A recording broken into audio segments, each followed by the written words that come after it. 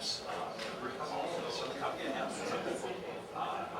I'll certainly do afterwards. All right, so you can make a copy here. Peter, if you'd like to make a copy here, we can also file this. This is almost set.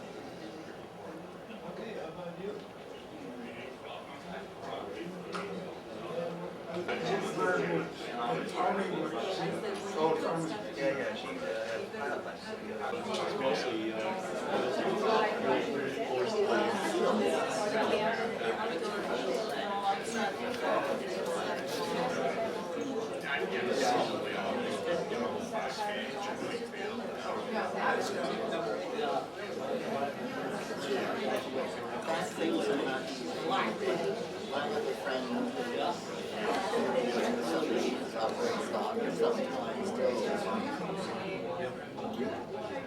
I'm very sorry to hear that. Oh, and we lost Mary Washburn. And I still haven't.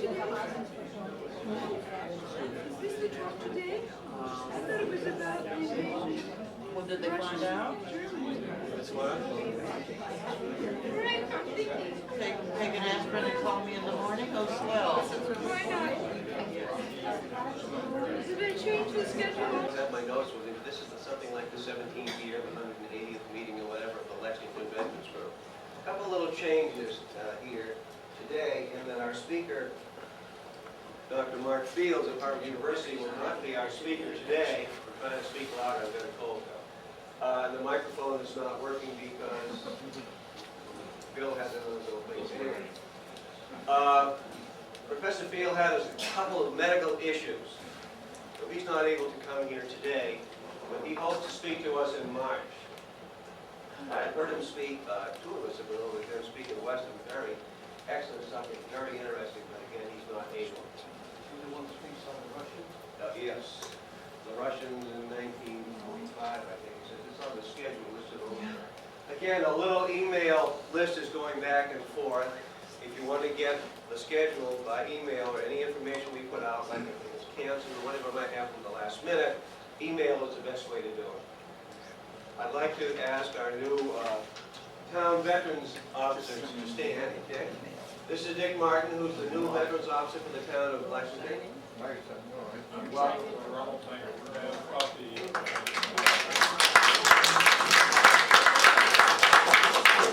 Bob Martin. I'm sorry. I've lived in town for about 30 years, and in addition to this, I volunteer at the VA Hospital in Bedford 3 mornings a week. And I work with the homeless veterans over to help them with their finances. So you can get a hold of me at the senior center down there on Wednesday afternoons. And I'll put something, put a note out on my telephone. If I can help you, drop in, see me, or give me a call. Okay? Thank you. Thank you, Bob. Our speaker today, we'll get to that in a minute, is a gentleman named Bill Marks, who works over at the VA hospital, and you'll hear his introduction by his friend Tim Whitson, who's a member of our committee. We'll get to that in just a second. Bill had to drop off his speaking date a few months ago. Things change, people get sick, whatever. Anyway, we do well at it. I wonder if John Carlson, who will be our November speaker, would stand and lead us in the Pledge of Allegiance. The flag is right over here.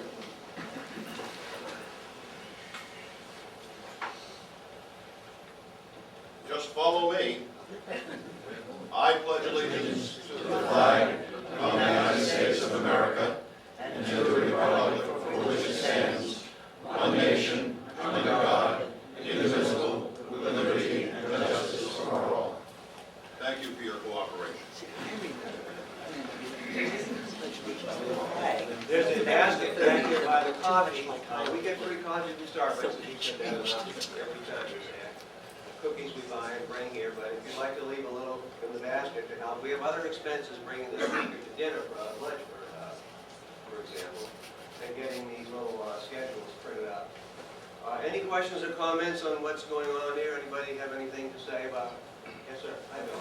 Just a quick announcement. You all remember Bill Nesline, who so ably chaired this operation for many years. He has moved to the Carlton Willard Retirement Community in Bedford. Thank you, Bill. You beat me to the punch. Oh, I'm sorry. No. Now, Tim Whitson, would you step forward, please? Tim will be introducing our speaker for today. speaker next month, as Tim is coming up, I spoke to this morning, is a young warrant officer, Black Hawk pilot, just back from Iraq. Speaking to us next month, it's Tuesday. It's the only one that's a little different because Monday is, what is it? Labor Day or whatever. Columbus Day. Anyways, we're doing Tuesday next month. You'll see that in the schedule. 10 minutes? Thank you, Bill.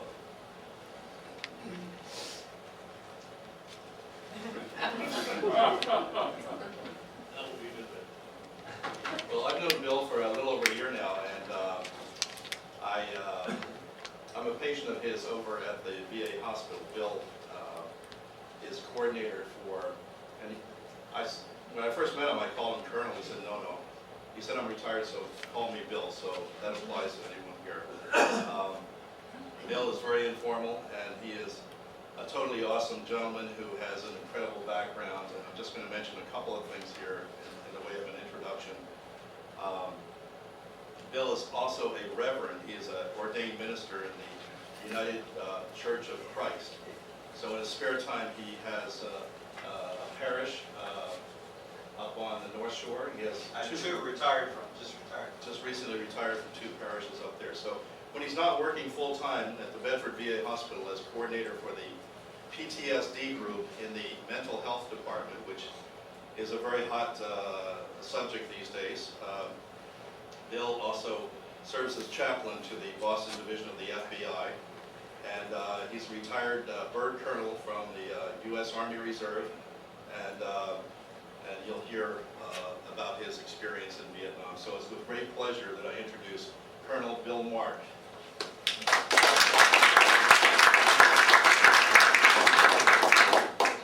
I paid him $5 to say that. Good afternoon. When a minister sees a group like this, the first thought that goes through his mind is taking up a collection.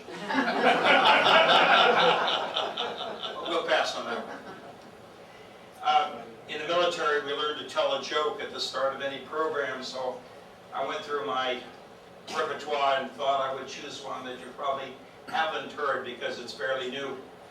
And it comes out of my experience. I trained in Pennsylvania to go to seminary in Lancaster. And I used to serve these small churches in the back country of Pennsylvania where they'd have 42 people attend the service and they'd tell you where the other 3 were. They do. And part of that experience rubs off on me in this story. A young minister was asked by the local funeral director to perform a funeral for a member of the community who had long left but had returned. It was common practice in parts of rural America that they would bury the person on community, their family property, rather than a cemetery. So they were going to bury this man in the back country, and the funeral director gave the minister directions as to how to get there to where the burial plot was. And he said, well, there'll be a crew there with a backhoe, and there's no family coming, but they want to make sure that he's seen out the right way. So you're going to do the blessing at graveside.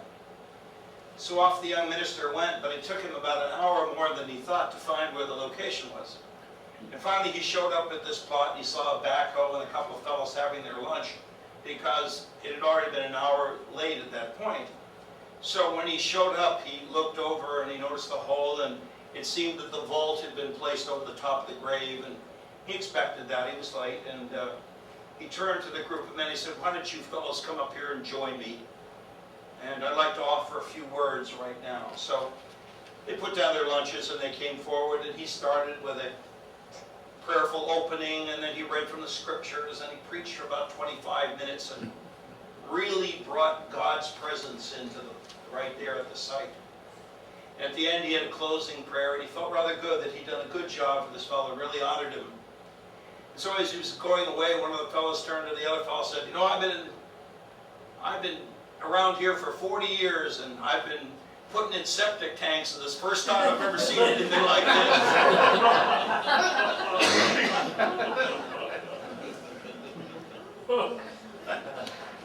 Turning to a more serious moment here, there are 2 choices that you have before you right now.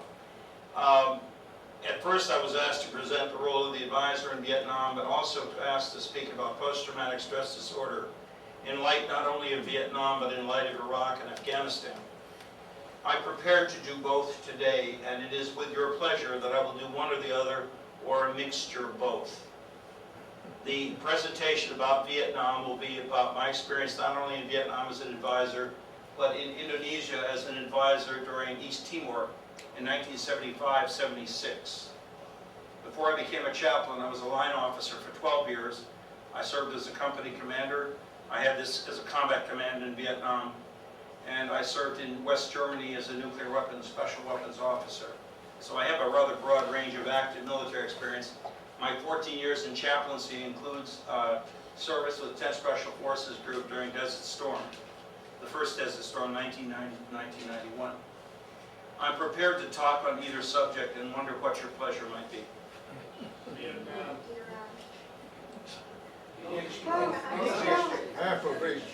Do one this time and one the next time. Yeah. Yes. Is that better? Okay. Here we go to Vietnam. My experience in Vietnam was in the Mekong Delta, and I'm going to show you a map here of the area. These are the 4 corps of Vietnam. It's First Corps, Second Corps, Third Corps, Fourth Corps. Each area represents a very different geographic look.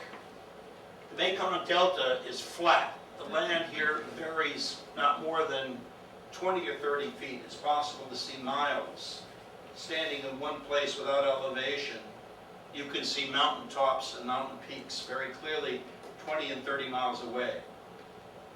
The land in the Saigon area and 3 Corps was more plantation region, rubber plantations, tea plantations, some elevation, rough terrain. Now much of that land has been converted to rice production. 2 Corps, the Central Highlands is mountain. It's tea and coffee plantations. It's rough, it was rugged terrain. And I Corps up toward the DMZ is all heavy jungle and triple canopy. So it represents 4 really different regions of the country. I worked here in Chao Phu on the Cambodian border. This is where the 44th Special Tactical Zone was headquartered. These divisions here are not U.S. divisions, but are ARVN divisions. So if you're looking for your unit, this is simply the ARVN map because I was working as an advisor. My title was District Senior Advisor. Previously, they were called sectors and subsectors. Now they were called District Senior Advisor and Province Senior Advisor. The district I served in, Chao Phu, was the 10th largest in Vietnam with a population of roughly 500,000 people, 15 villages and 79 hamlets. Now, the program was not only military but civilian as well. In 1967, the United States government put together a program called CORDS, which was the Rural Development Scheme that was intended to work with the encouragement and the upbringing of life in Vietnam, the quality of life. And it meant dealing with schools, hospitals, roads, facilities, and a very broad range of civilian functions in addition to military functions.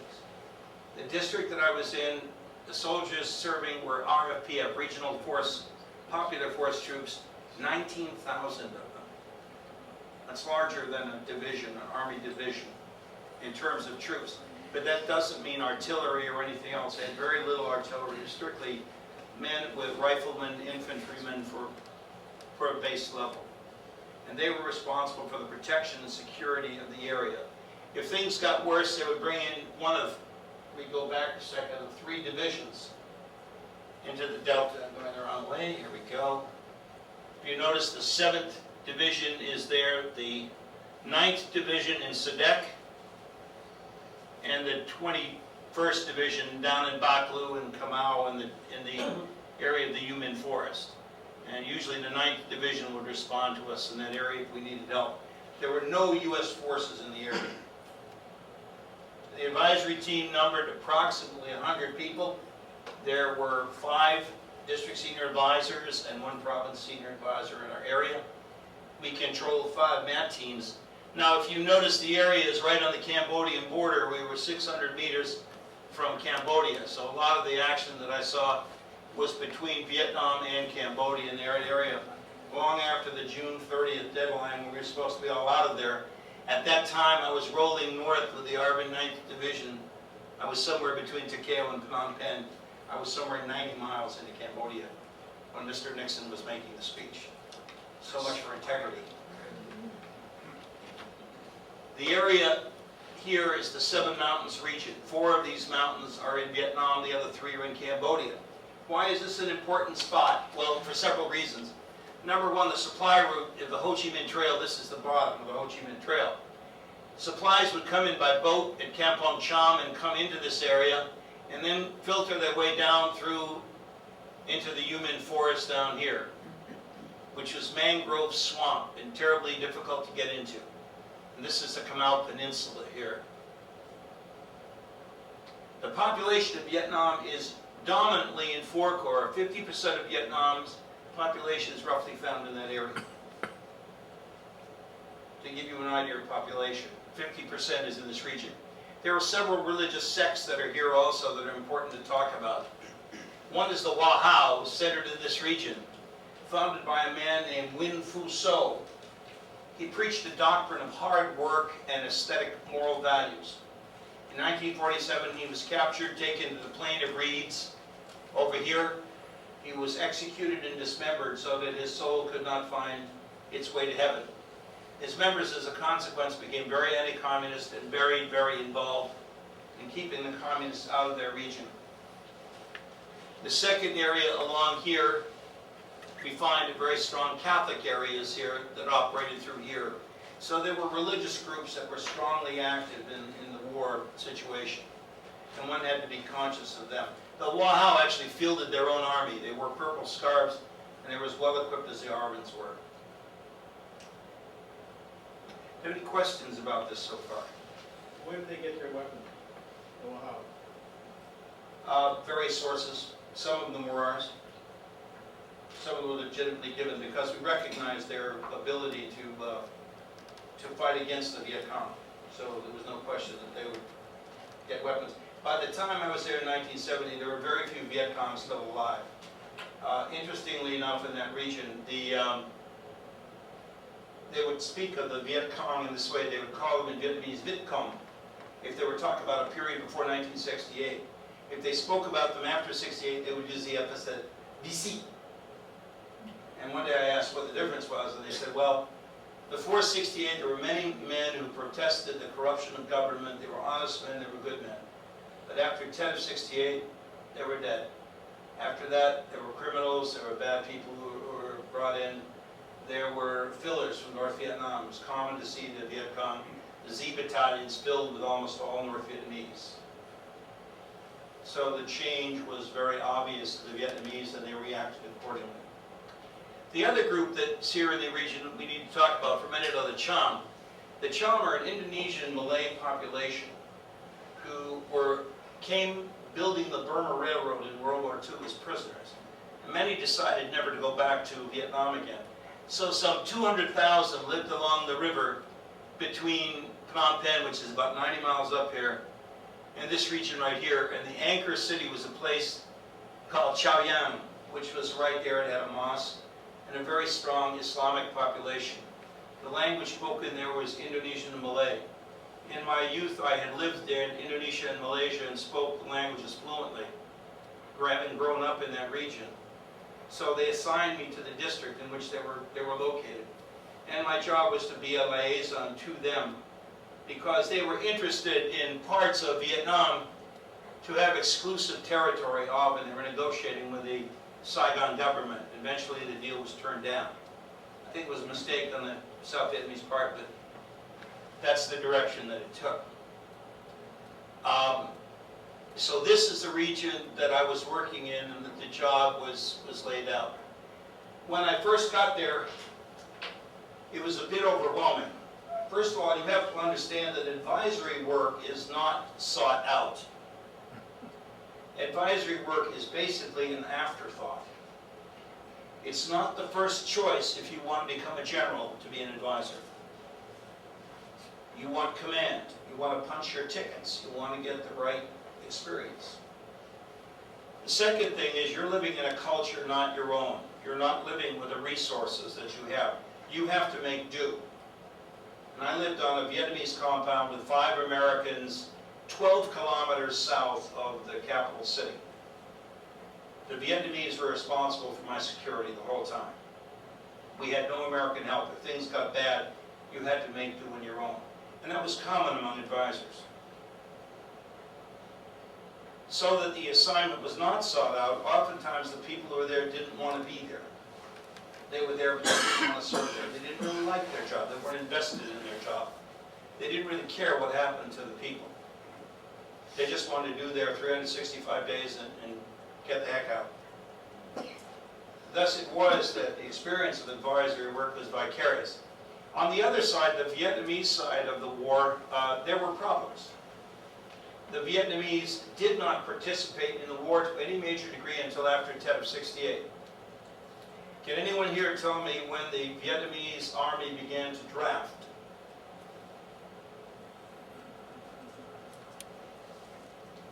How about 1969?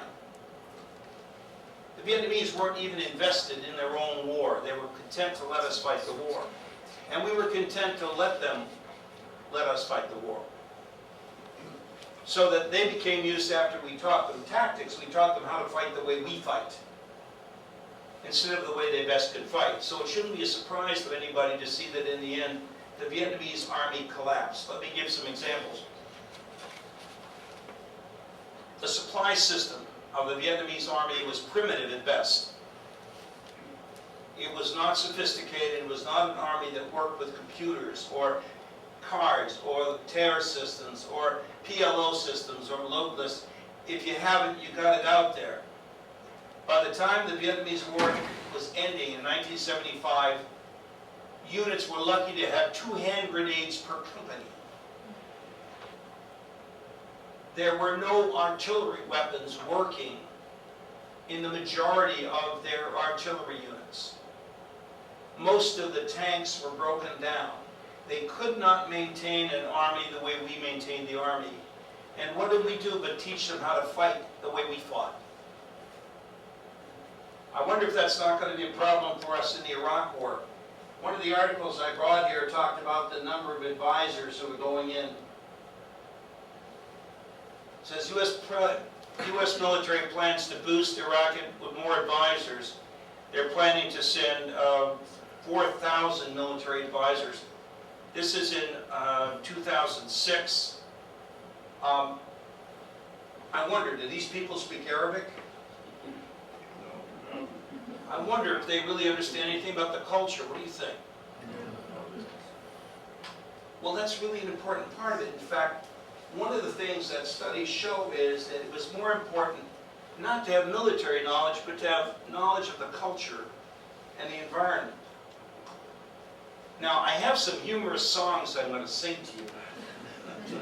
And they kind of bring up the whole problem in a real nutshell. The first song is The Lament of the Advisor. Oh, they call me a MACV advisor, and for me that's a big sacrifice. I'll advise anybody who'll listen, but no one will take my advice. I've been told that the ARVN have courage. They're the bravest of troops you could find. But the first time we got into combat, they took off and left me behind. I've a plan that will get this war over. Nobody likes it but me. Let the ARVN just follow their leaders, and let MACV advise the VC. A sad lament, and a rather bittersweet one, because oftentimes the advice of the advisors was not the kind of advice they needed, or the help they got. Let me give you an example of an experience I had in Chowdak. There was a hospital there that was primitive by our standards, and it was very difficult. My boss had been in that province for about 3 or 4 years and knew the area and knew the people, and he knew the hospital. And we'd been working hard to build the hospital. Down from Saigon came a lieutenant colonel who was with the Medical Service Corps, came down and took a look at the hospital. And after he walked through it, took a look around, he wrote this scathing report on it. And when he finished the report, my boss looked at the report and turned to him and said, I think all these things are true, but you should have seen it last year. And he was right. The improvement that the people had done and made was nowhere visible to the statisticians and the people in the higher command. Yet a lot of effort and energy had been done. There is a true story in Canto of an officer, an American officer, was a senior advisor in logistics and support, who wrote this wonderful manual. He spent the whole year writing this book of how to do supply work. It was a compendium. It was over 300 pages. And they celebrated this in the staff headquarters. They said, this is a wonderful job. This document will hold up the Vietnamese support system for years. As soon as this officer was given his decoration by the Americans and the Vietnamese, and he got on the plane, the Vietnamese commander took it and tossed it in the trash can. Why? Because it was so complicated it couldn't be carried out. We somehow present as advisors, in the most part, that we have a feeling that the way we do it is the way a war should be fought, and we're not prepared to listen to other situations. I was once an interpreter for an Indonesian group visiting the United States, and these were senior Indonesian officers who were there, and they were being shown the wonders of something called the Mobile Assault Bridge. It was on an M60 chassis, and it folded up and folded down. Oh, it was an impressive looking thing. It was, you know, it's something like a giant erector set. If you were a kid, you liked erector sets, you loved this monster. There were problems with it. We could never keep it running. It was broken down more than it was fixed. It had more hydraulics than you could imagine, or that people could keep together. And forever things were breaking down. And they were convinced that the Indonesians would love this item. Well, I listened to the Indonesian conversation, and here's what one general said to the other. He turned to his colleague with a smirk and said, remember those bamboo rafts we'd been using on the Brazos River? And they started laughing. I started laughing too. And they said, shh, don't tell the Americans anything. Don't say anything. He said, you know that we don't have a river large enough for anything like this. And we're going to smile and say, no, thank you, but this is foolish. Why would they show us this? Why would they put this hardware to us? They don't understand our country. If they understood our country, they wouldn't even do this. So politely, the Indonesians declined. But it told the Indonesians something. It told them that we were trying to do things, sell things, market things that had nothing to do with their situation. It's easy to make mistakes. I sat in meetings in Indonesia listening to the language spoken. It's very easy, even in the best of circumstances, that people misunderstand each other and simply don't understand the culture. I wonder how we can expect to succeed in Iraq and Afghanistan in cultures that we have very few people able to understand or turn to. Now, all of a sudden, we've had a rush for Arab speakers. We have very few. We don't have that many. We didn't have that many Vietnamese speakers in, and we turned out cookie-cutter speakers. I don't think you can master Vietnamese in 6 weeks, do you? Arabic is one of the most difficult languages to learn in the world. Some of my colleagues who speak Arabic say 3 to 5 years to have a working knowledge of Arabic, a good working knowledge. Where are we going to find people like that? We don't want to pay for it. It costs a lot of money to train people that way, and we don't want to pay for it. Now, when I was going through the material to prepare for this program, I came across a document I think is worth your time. It's called Advising Indigenous Forces, American Advisors in Korea, Vietnam, and El Salvador. And this was done in a program that was produced for the Defense Technical Information Center. This is a conservative commentary. And I'll read these words. Mr. Ramsey, the author, makes the key points. the need for U.S. advisors to have extensive language and cultural training, the lesser importance for them of technical and tactical skills training, and the need to adapt U.S. organizational concepts, training techniques, and tactics to local conditions. If you read the U.S. Army report of the history of the war, one of the comments that's made is, we taught the Vietnamese to depend on our tactical firepower as their support. Once that firepower was withdrawn, their entire confidence was shattered. And we saw it as a result. Any questions at this point? Yes, sir. Bill, did Westmoreland and that gang know what was going on down there? That is to say, 2 grenades to a company, that sort of... By that time, it was way beyond their time. It was the time of Creighton Abrams. It was way after.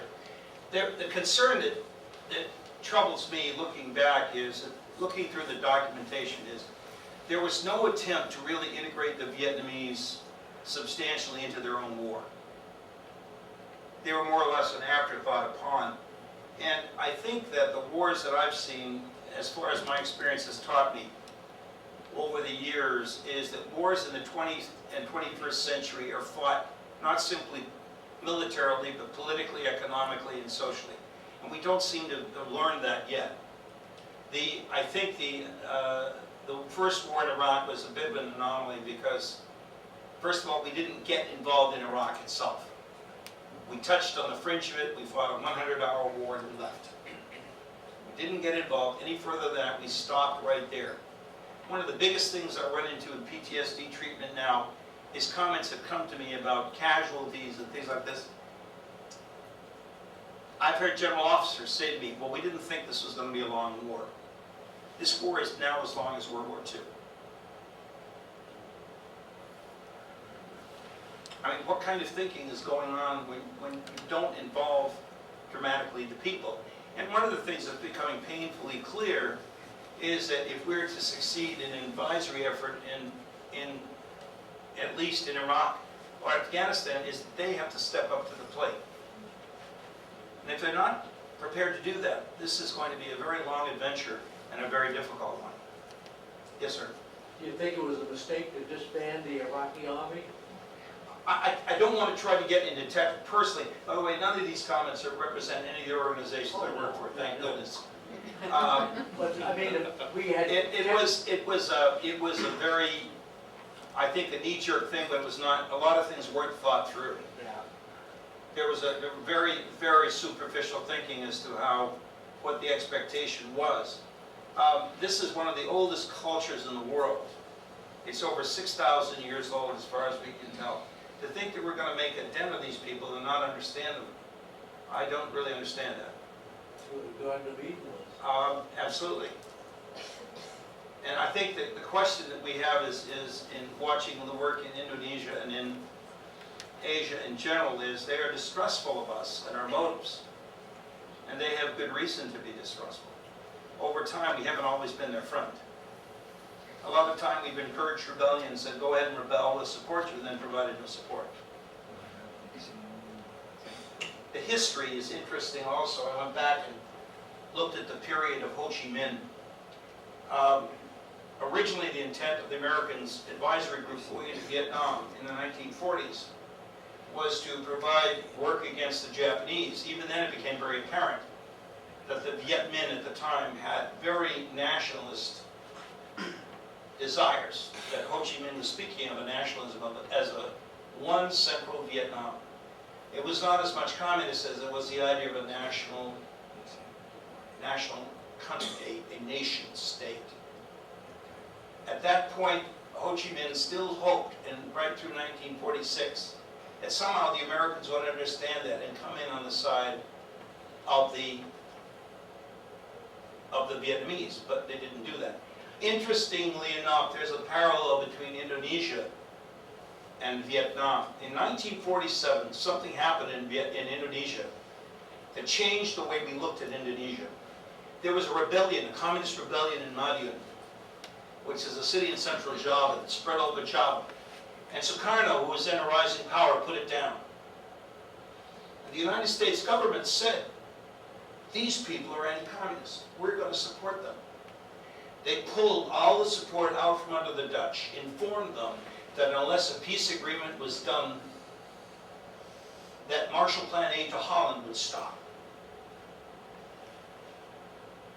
And within a few days, the war came to a grinding halt. The Indonesian ambassador, the Indonesian representative spoke with the Queen Wilhelmina's representative, and Van Mook, the Dutch ambassador, went to the Queen and is reputed to have looked at her and went like this. So here we are on one side supporting a nationalist movement against the colonial government, and in Vietnam we support the colonial movement against the nationalists. Where is our policy? Where is our understanding here? Now, I don't think these are bad people doing this, but I think this is where we get material that's not thought through.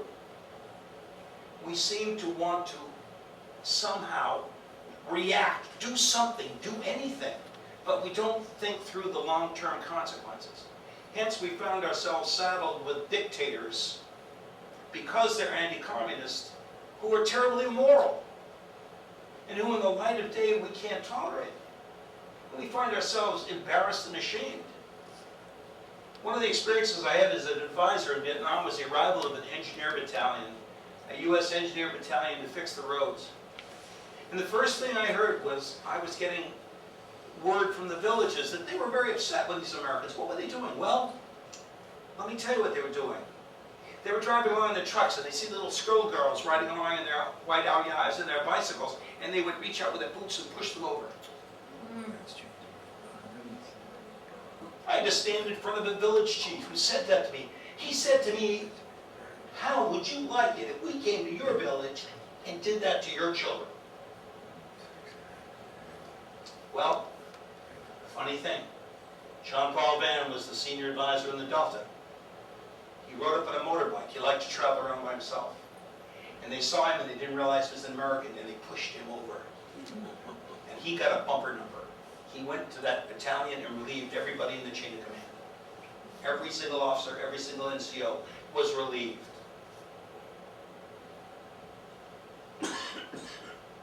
But one of the burdens I had was a feeling of watching Americans do things that were so totally inappropriate. But it is part of war. There's a wonderful movie, if you haven't seen it, about war called The Battle for Algiers. If you've never seen that movie, get it and see it. It's a remarkable movie about the French in Algeria and the breakdown of the French in Algeria. And I would recommend that highly to you to look at. It's in DVD form, and there's an anniversary edition, but you might want to see it and look at how it reflects on the culture today, not only of the Middle East, but the effort to keep certain powers as they are. And it's a very remarkable movie, and I would recommend it to you. May I ask, as you related all these things and saw what was going on, how did you control your own mind in saying all this stupidity when you were there? It was very difficult. It was very difficult to do it. I concentrated on doing things that I knew were creative.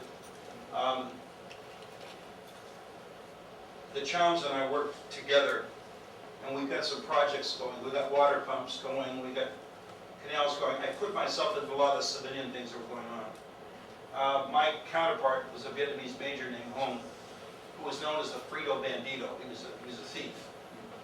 If Vietnamese Chinese soldiers wanted leave during the Tet holidays, which was not coinciding with the Vietnamese Tet, they had to pay extra money. He smuggled cattle in from Cambodia and sold them and made a profit on it. He bought his position. We knew that. We could prove it. And that was the kind of person I had to work with. So I put my energy into trying to work with it. A lot of soldiers put their energy into fighting, into combat. I did some of that too. I would go out on patrols. Now, patrols were interesting with the Vietnamese military, with the RPF. They had a search and avoid policy. Now, here's the way the operation goes. There are a couple of clues. First of all, if you look on the map, you realize that the areas they're deliberately avoiding. You look at the patrols, you see whole large sections that they're somehow not going through. Well, that's a clue. Another clue is how loud they go on patrol. We're supposed to move silently on patrol, so I knew that when they sounded like elephants, they were saying, "Hey, we're coming! Don't shoot, we're coming!" Another example of a patrol would be what we call the walk in the sun. I'd be out there with an American sergeant, an RTO, and one of the Vietnamese officers would come and say, "Now, Guy, we're not going to go on the patrol route. We're going to go over to this village." "Why are we going there?" "Well, Sergeant Nguyen's father's been sick, so we're going to stop there. And oh, while we're there, we're going to have lunch." "Where are we going for afternoon lunch?" "Well, there's another village further down where Lieutenant Tin's aunt lives, and he hasn't seen her in a long time, so he wants to stop there." Right away, you might as well put your rifle down and figure we're not going anywhere, because you're not going anywhere. You're clearly not going anywhere. So the other problems we'd have is that we go on combat operations. Each time you went out with a different unit, so the leadership was totally different. So one unit, you might be going out with a group of tigers going hunting. The next group, it might be a group of monkeys. I can recall one very fearful moment I had in Vietnam, where I went out with this unit, and right away I could tell the leadership was shaky. And we knew that they were in an area where there were North Vietnamese located. And the first shots, most of the unit broke and ran. And instead of being the command group, I was the point man. The next time I went out, it was a different group.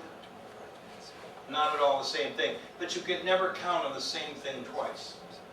So that often when you went out, you had to go out very much prepared to do battle.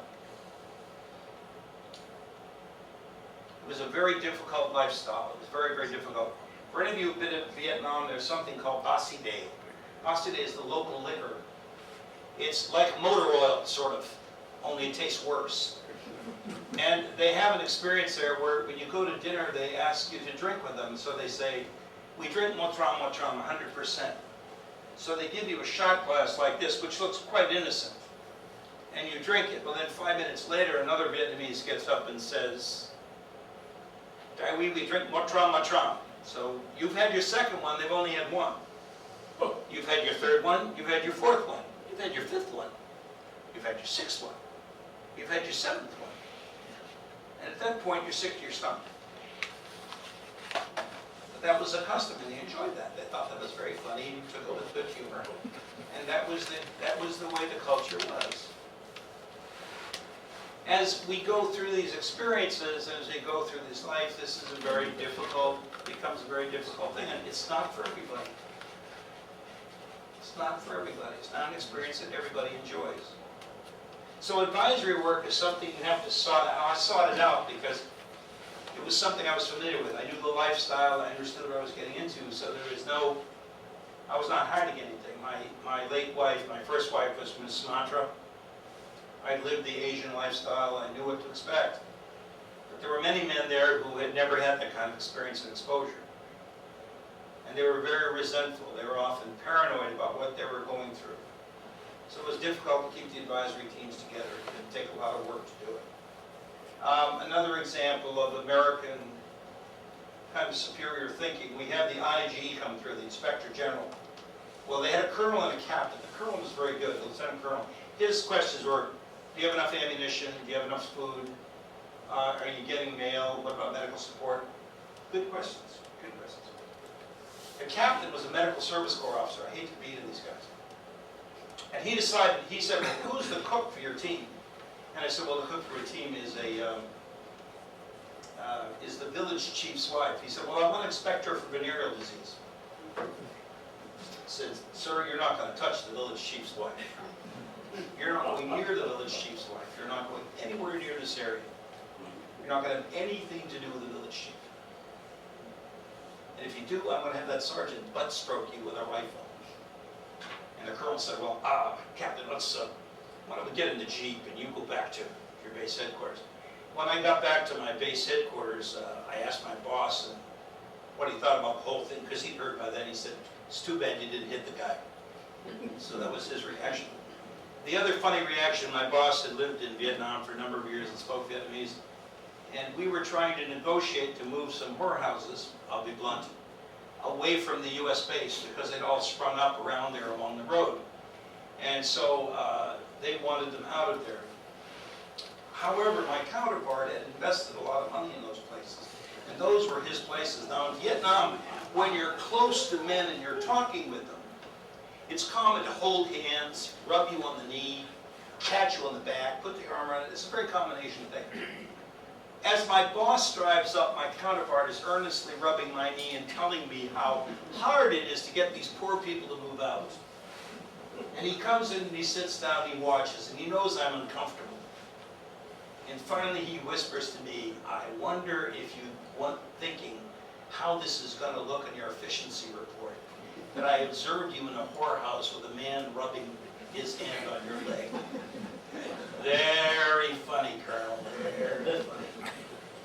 That's advisory life, that's what it's. What kind of reports did you have to write about all this? That's interesting. There's something called the Hess report that had to be done every month.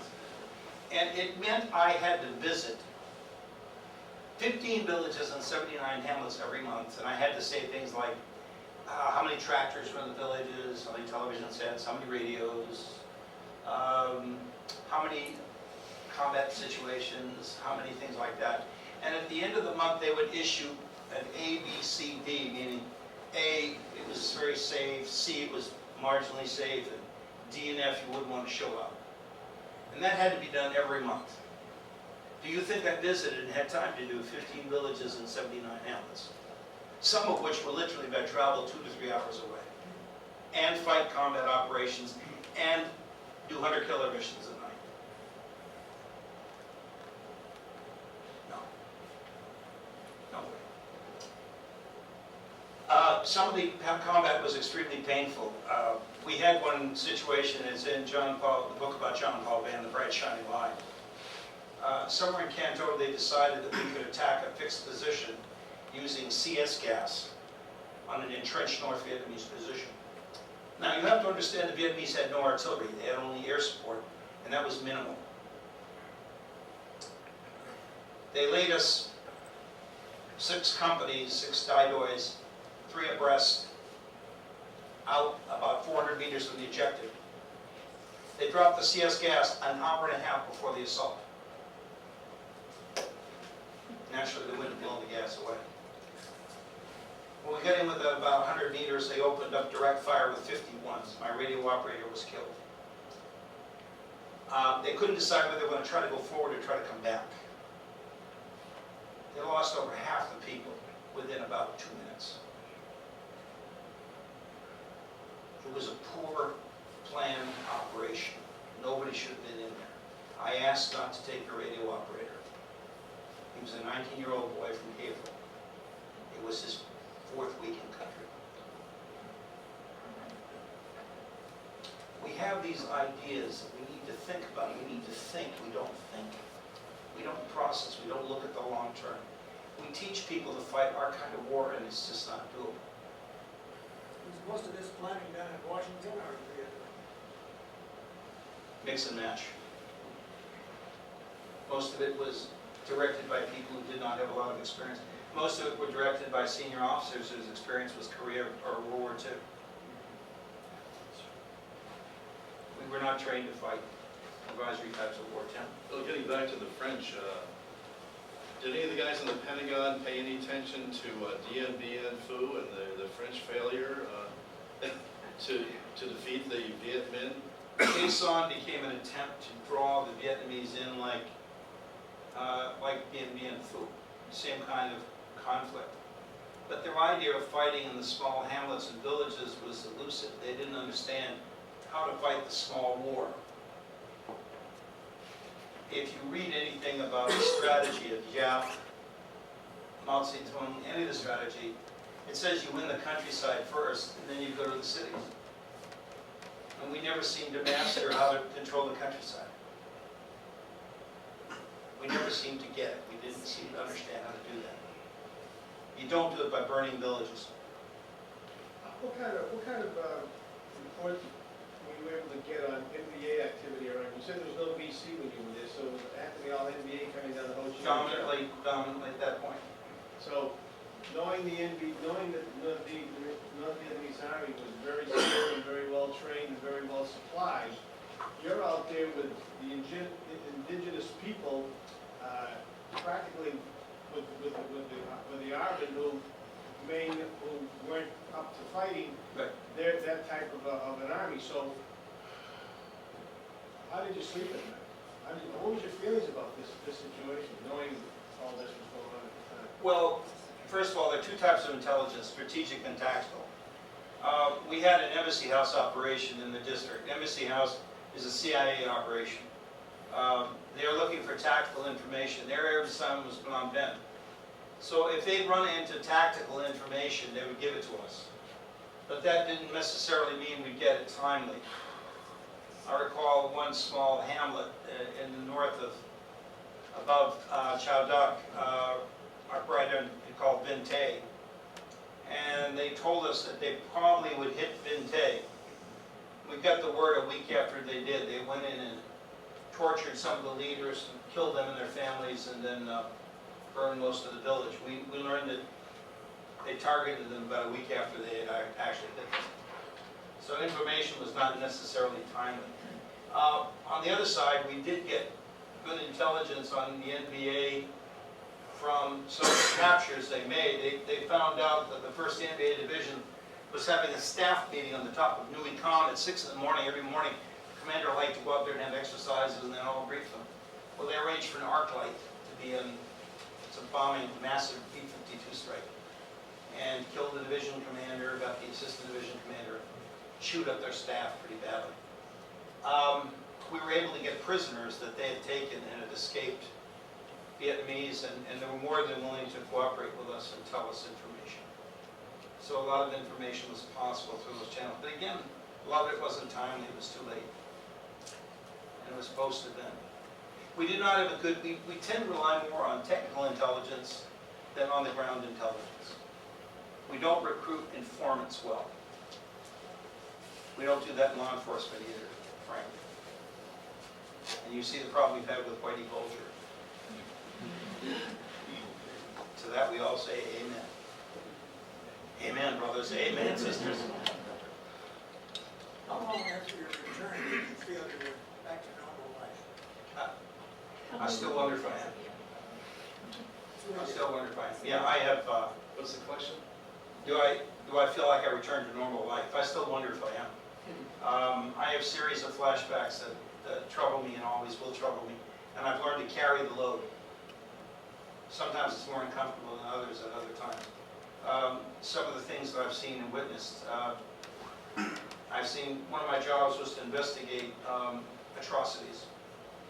I used to have to go to the site of an atrocity and write a report. Some are pretty ghastly. It trained me for 9/11, it trained me for TWA 800, Egypt Air 990. I was the first responder in both of those, all three for the FBI. So it helped me to deal with that later in my life, but there's nothing that compensates for it. Some of the sad things that are there, one of the things I had to do was salation payments.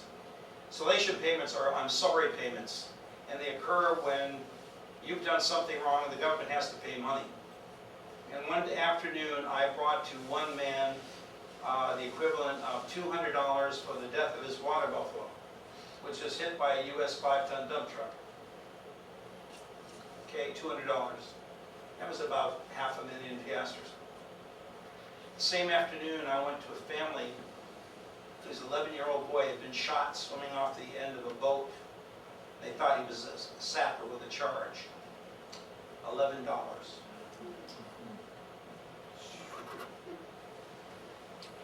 And where you were stationed, do you experience the idea of when American forces, particularly aviation units, came under fire, that the province chief had the last word about whether it was friendly fire or Well, enemy fire? they had, one of the problems, you had an American backseat and a Vietnamese backseat. You had to get clearance from both. And sometimes there were some terrible disasters. In fact, the worst thing that happened to me happened over a misunderstanding. Let me move on the map a little bit here.